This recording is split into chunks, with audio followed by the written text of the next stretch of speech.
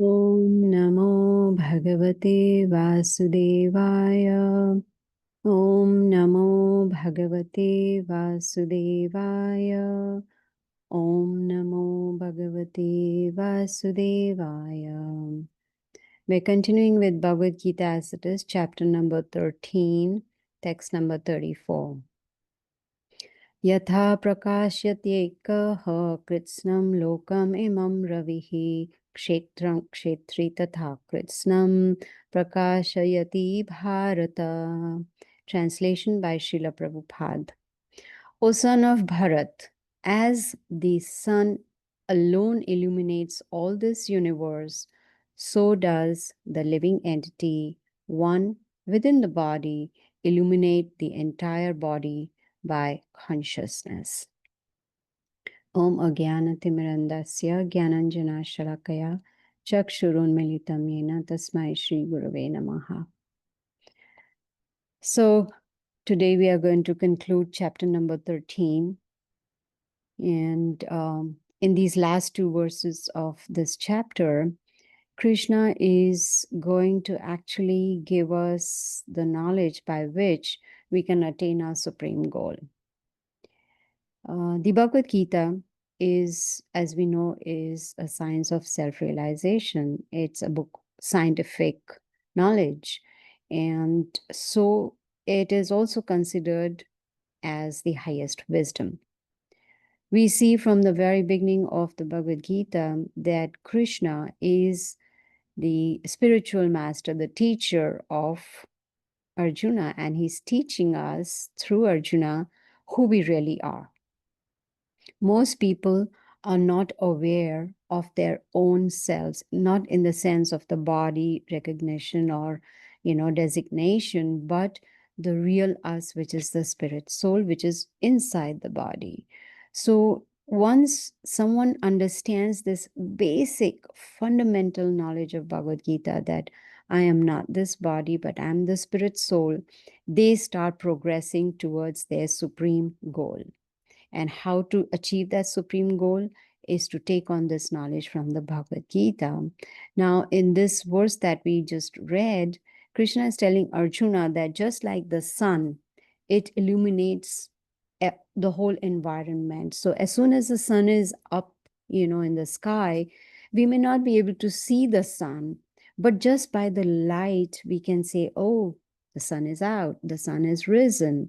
And it's just, that is the proof that the sun is there. Similarly, the body is conscious because of the soul inside the body. So we don't need to see the soul to realize that there is soul in the body. The consciousness itself is the proof that there is soul in the body. The moment the soul leaves the body cannot do anything. It cannot walk, talk, hear, see, nothing at all. So it is the soul in the body that is giving consciousness to the whole body. And that is the proof. The body cannot move without the soul. That's not possible at all. In fact, dead body is useless.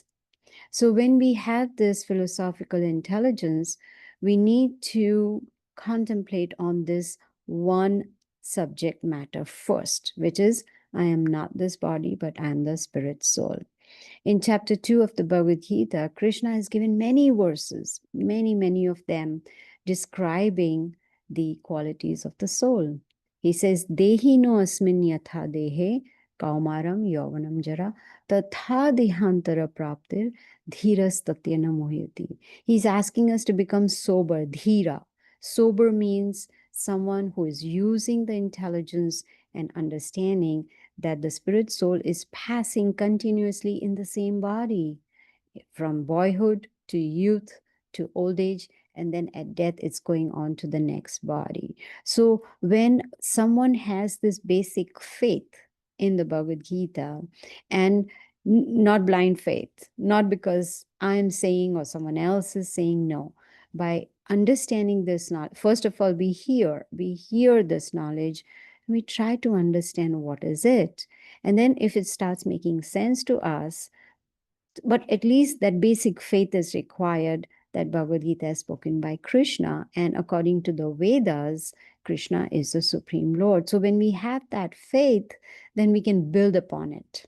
We can make it more firm with the help of knowledge. Now, very, very, very important. There should be no blind faith. Oh, so and so said this, so I follow. Oh, that one said, so I follow. No. There's a very nice story about blind faith. There was in a village a villager who was one day just sitting, outside his house, and he was sobbing. He was crying and crying and crying. And his neighbor, who was also his friend, noticed that and said, "What happened? Can I help you? What's wrong?" And he said, "Sargal Singh died." Sargal Singh is a name in India. Sargal Singh died.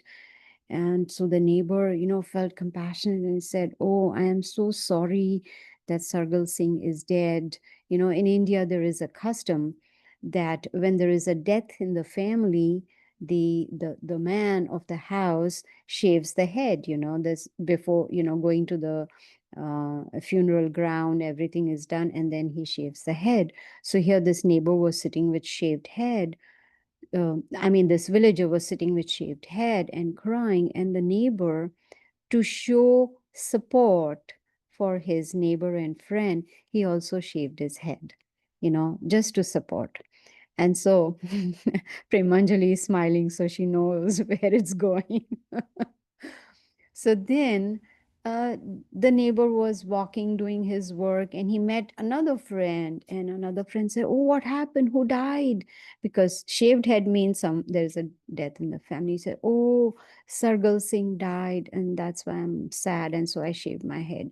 So now this friend, to support this friend, he also shaved off his head. And by the end of the day, all villagers had shaved heads because each one talked to each other. Sargal Singh died, Sargal Singh died, and all these walking with shaved heads. Then the head of the village, who's called the Sarpanch, news reached him, and so he inquired, "Who is Sargal Singh? Why have you all shaved your heads? Who is Sargal Singh?" So it went from one person to another, to another, to another, and then came to this villager who was the first one with shaved head and said, "Who is Sargal Singh?" "Oh, Sargal Singh is my donkey, my ass, who died." So he was so attached to his donkey that he shaved his head, and the others followed the same thing without inquiring who is Sargal Singh. So we should not have blind faith and just follow somebody. We need to know, what are we doing? Why are we doing? Like, for instance, when we meet here on Sundays, we hear from the Bhagavad Gita and try and understand, right? And here Krishna is making it very clear. It is not matter. It's not this material elements, matter, that gives life to the body. It is the spirit soul that gives life to this body. And the spirit soul, is eternal. Krishna tells us in the Bhagavad Gita, Mamai Vamsha Jivaloke, Jiva Bhuta Sanatana. That Sanatana means eternal, and Amsha means part. So we are part of the Supreme Lord. He is eternal, He is spiritual. So we are also spiritual and eternal. So each and every living entity has a spirit soul within the body. And along with that, there is the Supreme Lord as the super soul within the body. You see, but the difficulty is, I don't know if it's a difficulty, but the problem, I don't know if it's a problem, but we are conscious of only our body. I cannot be conscious of all of you, what's going on in your body, what's going on in your mind. I wish I knew, right? No, no, no, no, no, no. We don't want to know what's going on in the mind of others. We already have a lot going on in our minds. So we don't have place for some more, knowledge from other minds. But the point is, Krishna is telling Arjuna, we are conscious of our own body, but the Lord is conscious of all the bodies, all the living entities. He knows what's going on, what are the desires, what's happening in the mind, how the intelligence is being used, what are the activities that are being performed, everything. So we have individual consciousness, whereas Krishna has supreme consciousness. Now, in the very next verse, which is the last verse of this chapter, Krishna is telling Arjuna that those who see with the eyes of knowledge, very, very important. Those who see with the eyes of knowledge the difference between the body and the knower of the body. Who's the knower of the body? The spirit soul. And can also understand the process of liberation. From what? From bondage in material nature. Those are the people who attain the supreme goal. Which means this verse, last verse of this chapter 13, is a formula by which we can attain the supreme goal. But since we have choice, we have minute independence given to us by Krishna, we need to decide, do I want the supreme goal or I don't want it? So based on our choice, the Lord will help us, guide us from within the heart. So what are the 2 points that we need to understand from this verse is that we need to see with eyes of knowledge. So just like if I remove my glasses, it's very hard for me to see because eyesight is very weak. But the moment I put on these glasses, I can see clearly. So similarly, if we wear the glasses of the scriptures, if we wear the glasses of the Bhagavad Gita, which means we see through the knowledge of Bhagavad Gita and understand that body is different from the spirit soul that is the knower of the body. And the second point, we also understand the process of liberation so that we can become free from bondage, and then we will be able to attain the supreme goal. In chapter 3 of the Bhagavad Gita, Krishna has explained Yagnarthat karmano nyatra lokoyam karma bandhanaha tad artham karma kanteya mukta sangaha samachara. He says if you want mukti, if you want liberation, then he says all the activities, yagnarthat, yagna means sacrifice. So whatever activities we perform, if we do that as a sacrifice to the Supreme Lord, then we will be released from bondage of this material world. There's so much bondage here. We are bound up because of our mind, because of our senses, because of our people around us. There is bondage. But if we want liberation, we want to become free, then Krishna is saying that we need to offer all our sacrifices unto him. Let's take a simple example. We all eat every day. So we can make that food that we are eating into a karma-free diet, which means there is no karma involved in that activity of eating. How? By following the Bhagavad Gita, Krishna says, Patram Pushpam Phalam Thoyam. That if one offers me with love and devotion a leaf, a flower, a fruit, or water, I will accept it. So when we cook food, vegetarian food, and we offer it to the Lord, then that food becomes sanctified. And it is called prasadam. And then, so we have performed an activity of cooking, and then that offering we have made to the Lord. So now it has become karma free. We don't incur any karma at all, neither good nor bad, no reactions at all. You see? So this is how we can do a sacrifice of in the matter of eating. Same thing when we go to work, whether it is a job or a business or whatever it may be. If we offer the results of our activities to the Lord, then it becomes karma-free work. You see? So this is how Krishna is explaining in the Bhagavad Gita that we can perform everything as a sacrifice unto him, and that will free us from the bondage. You see, the very next chapter that we are going to cover is the modes of material nature. There are 3 modes: goodness, passion, ignorance, right? There are 3 modes. And we are bound up by these modes of material nature. All our activities are performed based on these three modes. And because of that, there is bondage. But next chapter, we will learn how to transcend these modes and come to the mode of pure goodness where it is karma free. Nothing is, with any reactions. So Krishna is saying if we want to reach the supreme goal, then the best thing is to first of all see with the eyes of knowledge. And that is what is very attractive to me about Bhagavad Gita, is that it is not blind faith.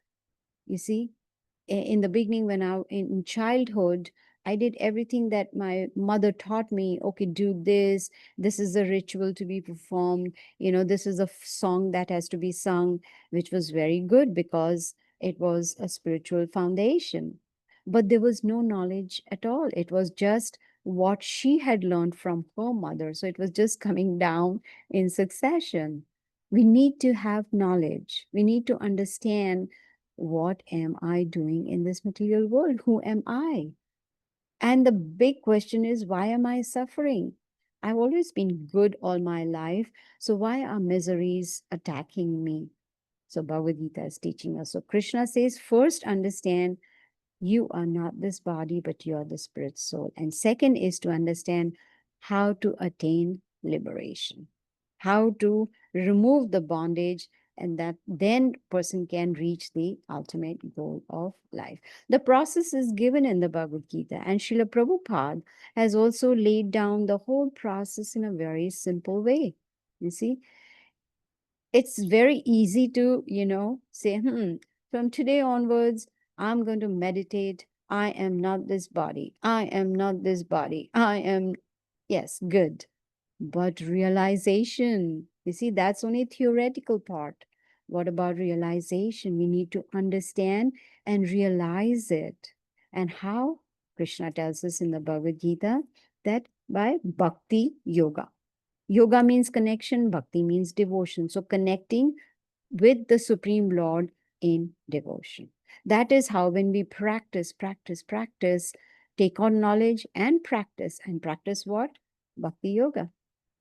Tesham satata yuktanam bhajatam priti purvakam dadami buddhi yogam. Buddhi means intelligence. We think we have intelligence, which is good, but to have transcendental intelligence to understand the Bhagavad Gita, that comes only by mercy of Krishna. He says, if anyone worships me with love and devotion, I give them that intelligence by which they can understand me. So if you want to understand the Supreme Lord, if you want to understand who we really are, then we definitely need the mercy of Krishna, you see. And how can we get the mercy? By practicing what he's telling us in the Bhagavad Gita. And the easiest way is to do mantra meditation. When we chant the holy names, our heart starts getting purified. And because of that purification, there is realization, right? It's as simple as that. And what is a mantra meditation? Very simple. Hare Krishna, Krishna Krishna, Hare Hare, Hare Ram, Ram Ram, Hare Hare. So when we do this mantra meditation on a daily basis, then we can understand also how karma works. Very important to understand. Krishna has given 2 chapters on karma in the Bhagavad Gita. Why? Because it's very, very important. Every action has a reaction. So we need to understand what is karma, what is akarma, and what is vikarma. All this has been taught in chapter 3 and 5. Karma is the activities that we are performing.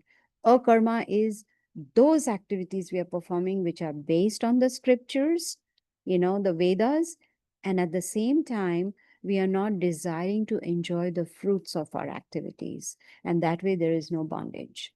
And what is vikarma? Is against the scriptures. We are not following the scriptures at all, you see. So all this whole knowledge of Bhagavad Gita teaches us that this body is temporary. The possessions that we have also are temporary. I was reading somewhere that a very famous fashion designer, I don't remember the name right now, but this very, very famous fashion designer was in the hospital because of some disease. And this fashion designer had a realization, said, I am so rich. I have so many mansions, so many big, big houses. And look at me. I am here in a hospital in a small room, even though I have all those mansions. I am a fashion designer, and look at me. I'm wearing a hospital gown now. I can't even wear those outfits that I have designed, those beautiful outfits. I cannot. In my home, in all these mansions, I have so many different varieties of food to eat. And look at me here. I can't even eat. They are giving me nutrition through the IV, you see? And then realized all that I have collected all my life is of no use for me when I'm here in the hospital. Everything is temporary. You see, all those fashion designer clothes, mansions and all that food, nothing could help him at the last minute. Was in the hospital, in a hospital gown, just not being able to even eat. So we need to understand that this body is temporary. What we need to focus on is spirituality, the spirit soul.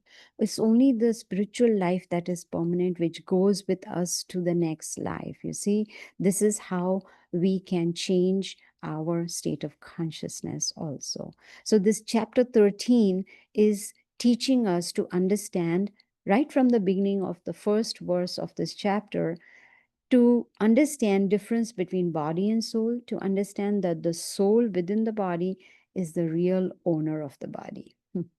And also the Supreme Lord is situated in the heart with us as the super soul to guide us. And if we want liberation, that is possible only with the help of knowledge. And after we get this knowledge of the Bhagavad Gita, then we need to put it into application. Very, very important. Just like, I want to learn to swim.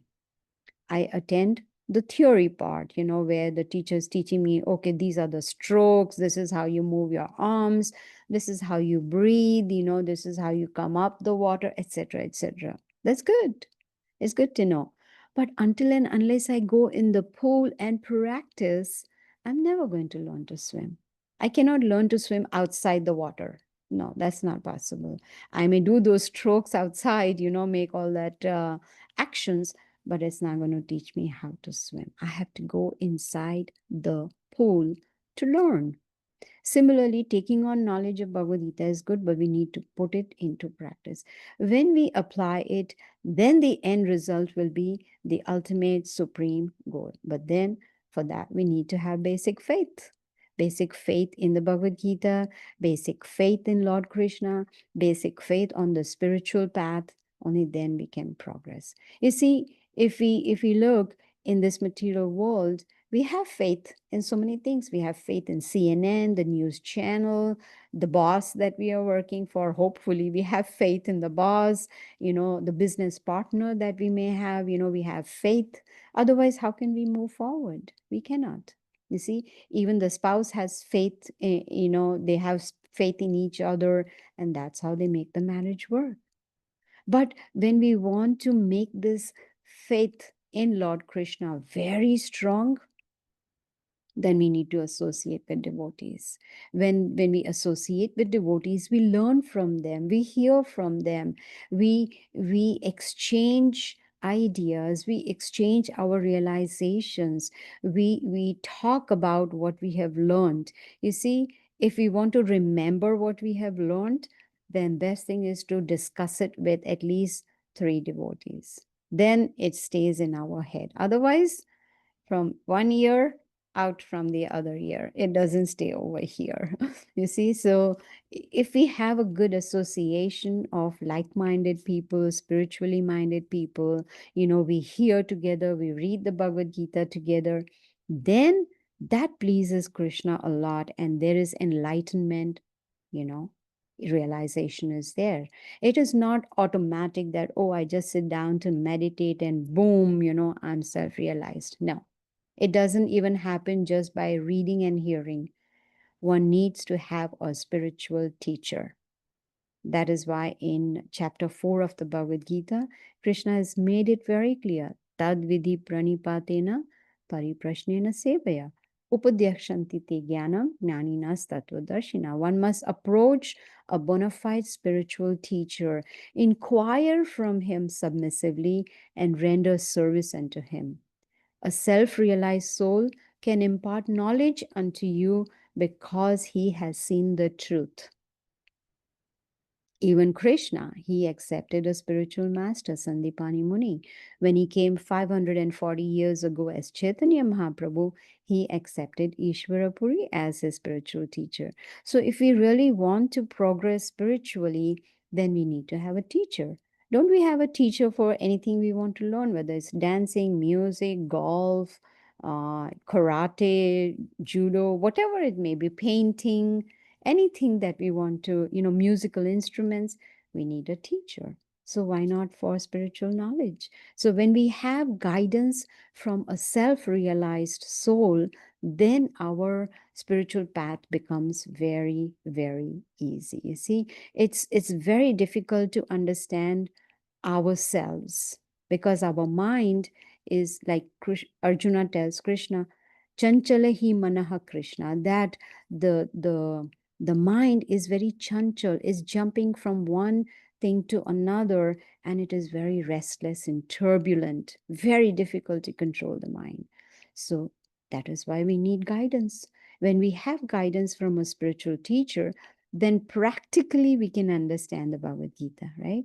And for that, we need to follow the process of bhakti yoga, which is also called sadhana bhakti. And the first step of bhakti yoga is to do mantra meditation. When we chant the holy names, those powerful sound vibrations, they enter our ears and they go straight to the heart. And what do? They cleanse the heart. Say there is a mirror, and the mirror is covered up with dust. Can we see ourselves in the mirror? No. We need to remove that dust, clean it out, and then we can see ourselves and we can say, I am really beautiful, right? We look at ourselves and say, yes. But if there is dust, there is no way we can see our own image. So, similarly, the same is with the heart. Our hearts, unfortunately, have some dust. Some may have a lot of dust, some may have just a little bit, but the dust is there. And what is that dust? The unwanted things: lust, anger, greed, pride, envy, illusion. And we need to cleanse it out. And how to cleanse it out? It is these powerful sound vibrations of the holy name that cleanse the heart of all that dust, and then we can see ourselves. Then we will practically understand, I am not this body, but I am the spirit soul. So chanting is very, very important. And when the spiritual realization can be achieved only when we endeavor sincerely. We follow the instructions of the Bhagavad Gita. Why is it that Krishna spoke the Bhagavad Gita? He spoke it 120 million years ago. Why did he speak it again 5,000 years ago? It's because to help us to break this cycle of misery, birth, disease, old age, and death, to come out of this cycle. That is why. You see, the biggest problem most people have in this world, why are they in misery, is because they are on the bodily concept of life. They only think about the body. Most are not interested in knowing that they are different from the body, that they are the spirit soul. So they end up worshiping the body. They end up just taking care of the body, feeding the body, and forget the soul. So when we forget the soul, then there are definitely going to be a lot of miseries, right? In this material life, most people are just interested in enjoying the senses. Now, there's nothing wrong with that, but that doesn't lead to anything. Like, for instance, a new iPhone has come out, we buy it, we're very happy. After a week, we're not happy anymore. Why? Because that happiness was short lived. I remember when I was working in the corporate world, my colleague, had gone, was very excited, very, very excited to buy a new car. And at that time, infinity cars were in vogue. They were, like everybody wanted infinity and very expensive. So she went to the dealership and she bought a brand new black color infinity car and she came back. And we had lunch together and then I saw she was sad. I said, "What happened? You were happy just a few minutes ago." She said, "Oh, I realized I bought the wrong color. I didn't want black. I wanted white." Happiness was gone in few minutes. Brand new car, paid a lot of money on it, and still it was short lived. You see? So the problem comes when we focus only on materialistic things and we forget that we are the spirit soul. You see, with the Bhagavad Gita, a door is being opened to freedom. Freedom from what? Freedom from miseries. 7 miseries of life can be avoided just by following the, not avoided, but one will get the spiritual strength to face these miseries. One will understand, like Krishna tells Arjuna, Bahunam Janmanamante Gyanavan Mam Prapadyate. Vasudeva Sarvamiti Sa Mahatma Sudurlabaha. That's such a great soul. A Mahatma is very rare. Who understands after many, many births, one has come to this human form of life and realized Vasudev, Krishna, is all in all. He is the cause of all causes. He is the Supreme Lord. Such a soul is very rare. You see, it's not that everybody is interested in self-realization. It's not that everybody is interested in becoming spiritually inclined. No. In this chapter we heard so many verses where Krishna said that this body is made up of material elements. It has come from dust, and after death the body is going to go in dust. But the mind, intelligence, and false ego will carry on to the next body. This is a subtle body, right? This is the gross body that we can see. And then there's a subtle body, mind, intelligence, false ego. All three of them, along with the soul and the super soul, will travel on to the next body. But an intelligent person would want to break the cycle. They want to give up this material body. They want to give up their subtle body. They just want to take on spiritual body and go back to the spiritual world. And that is what Bhagavad Gita is giving us, the process by which we can become self-realized and qualified to go back. So in this chapter, we also heard that Krishna is within us as a super soul. He's waiting to guide us, to show us the way. You see, we tell the Lord, please speak to me, please speak to me. When he's speaking, we're not listening. And that is why he's given us the Bhagavad Gita. Okay, here I'm speaking to you. You want to know? Here it is. You see? So in fact, in the Bhagavad Gita, more than 200 verses, more than 200, Krishna is teaching us how to reach the supreme goal. How many more times does he have to repeat? There are only 700 verses in the Bhagavad Gita, and Krishna has spoken only 575. 83 verses are spoken by Arjuna, 41 verses are spoken by Sanjaya. Dhritarashtra, of course, speaks only the first verse, the first chapter, first verse.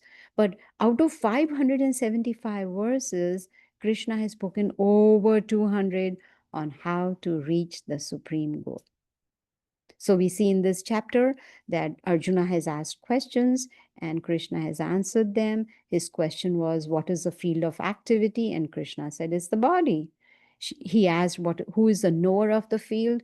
Krishna said, it's the soul and also the super soul. He's the knower of all the bodies, you see. And then verse 8 through 12, he gave us the items of knowledge. What is considered knowledge? And Krishna says, besides this, it's ignorance. There is no knowledge. Then he talked about his universal form, how he's spread everywhere. He's the maintainer, he's the master, he's the enjoyer, he's the sanctioner, and yet he is beyond material senses. And we are so fortunate that the Lord is traveling with us from one body to another just to guide us, just to show us the way, you see. But it is up to us whether we want to listen to Him or not. And very clearly, Krishna says only those who perform bhakti yoga, only those who follow the Bhagavad Gita, they are able to understand and achieve the supreme goal. Bhaktya mam abhijanati, only by bhakti, only by devotion, only by bhakti yoga can one attain the supreme goal. And the first step of bhakti yoga is mantra meditation. We chant the holy names of the Lord. Then we will understand Bhagavad Gita, then we will understand what exactly is Krishna going to tell. Otherwise, it'll be just a theory part. Like we read a novel, we read a book, what? It'll be just like that. We are reading or hearing something. No. But we can chant the holy names, and that will also make our faith very firm. So, this chapter, Krishna is also talking about we, the living entities, are the cause of our own sufferings and enjoyments. If you remember, we talked about this. It's karma, right?